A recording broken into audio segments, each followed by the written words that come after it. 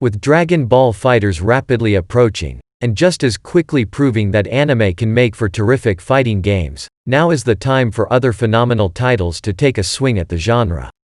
While not every anime is a good fit for a fighting game, there are plenty of titles that could bring interesting and unique elements to this style of game.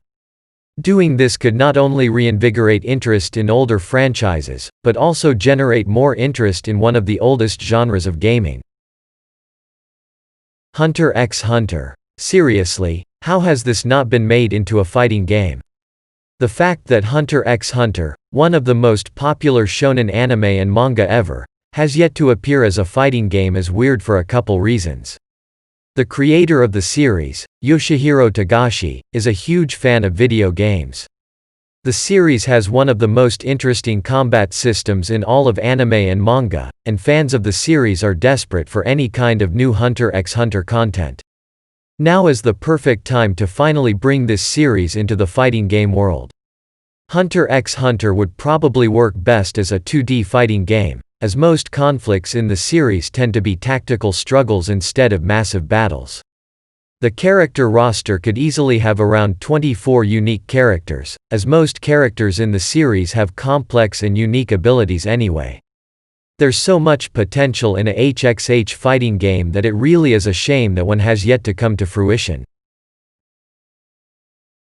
Kill la Kill. Kill la Kill is easily one of the best anime to premiere in 2013, and it's a shame that there isn't much content relating to the series outside of the anime and manga.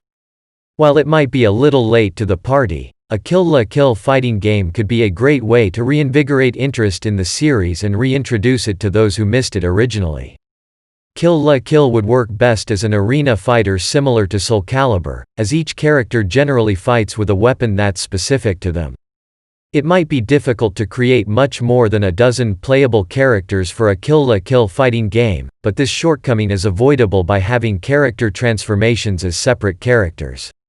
Stage transitions and stage destruction would be a must though, as it's a great way to capture the ridiculous magnitude fights in this franchise frequently reach.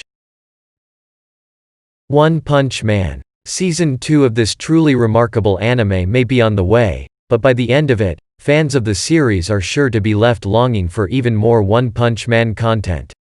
It may be difficult to design a game around a character whose whole gimmick is that he can defeat any enemy in one punch, but that limitation could actually result in some interesting game design.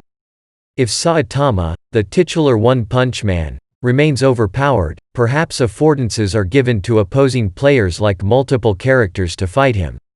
Or maybe a player who chooses Saitama has to input button commands to motivate Saitama to actually fight and not just laze about.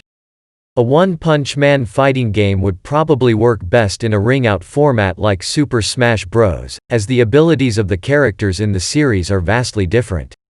The power level of each character could also be left mostly intact from the main series, and instead, the game could balance these stronger characters out by having a team of weaker level characters battle a single overpowered one.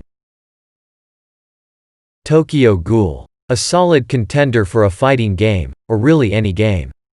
There is a lot going on in Tokyo Ghoul, and it is as well suited to be a fighting game, as it is any other genre of game.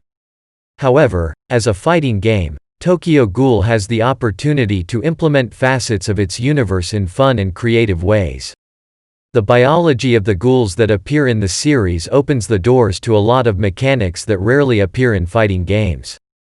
A Tokyo Ghoul fighting game would probably work best as a 2D fighter or arena fighter. Instead of having a special moves gauge, though, all attacks utilizing a character's kagun, a ghoul's predatory organ, could be tied to the HP gauge. This would fit within the established rules of Tokyo Ghoul and make for a very high-risk, high-reward fighting game. Each character could also have specific close-range attacks that allow them to recover HP by eating a part of and damaging their opponent.